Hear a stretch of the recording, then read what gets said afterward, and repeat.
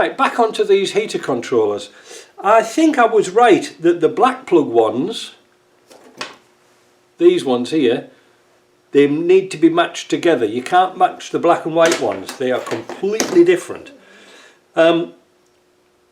Because I bought a new controller for Deborah's heater, because the other one was missing, I tried the black plug on and we were getting error code 7.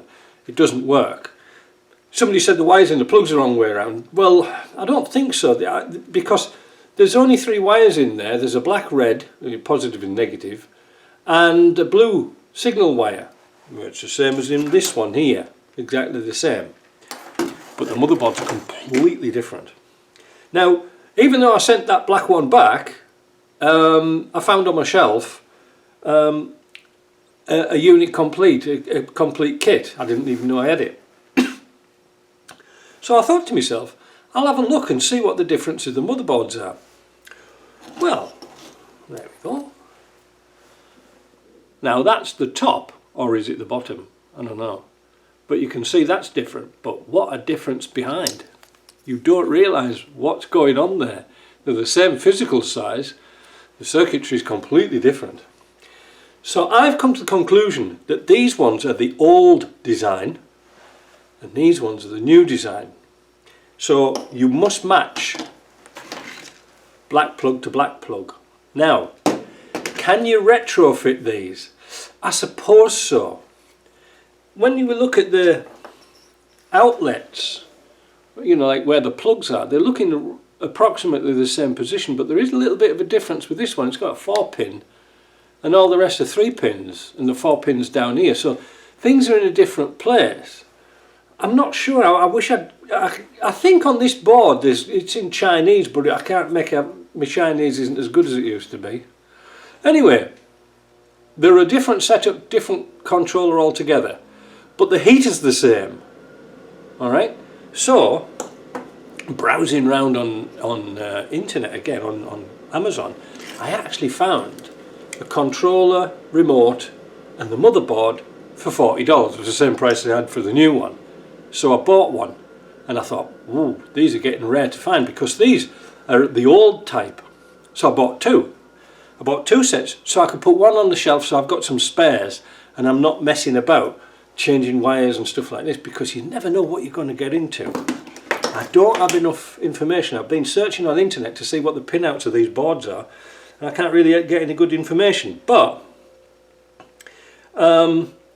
it seems to be the newer heaters have got this black arrangement on, but the controllers, when you look at them like this, they're identical. But obviously you can't mix and match. So I hope that's worked out okay for you. You can understand it, because I couldn't. If I could, I think when I looked into one of these circuits as opposed to one of these, I found out that the pins that go on here were in a different order. I don't know why.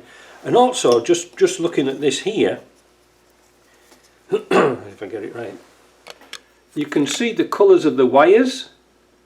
They're the same sort of colours, but in a completely different order. Now, wire's a wire. It doesn't really matter what colour it is.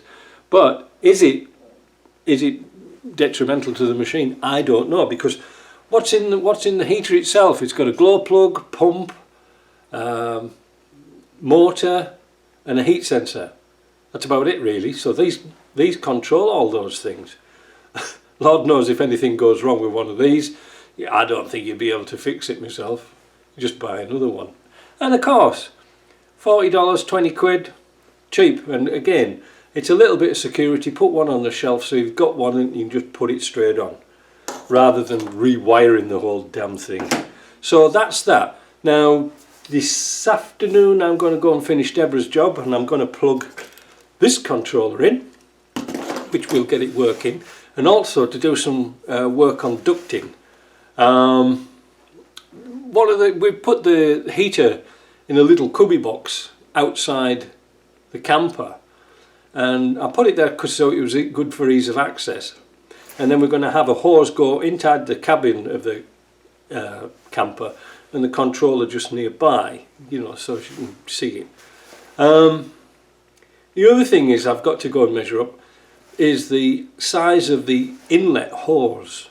At the moment it's just drawing air in from the outside. Well, the ideally position would be to put a hose coming from inside the camper, so draws air in from the camper into the heater. I can get some insulated flexible hose, that's not a problem, it's just knowing where to put the damn stuff. And the reason is that if you continuously, there's two reasons. If you're pushing air into a box, it's not going to circulate very well. It's like sort of like blowing a balloon up. It's got nowhere for it to go except for in that box.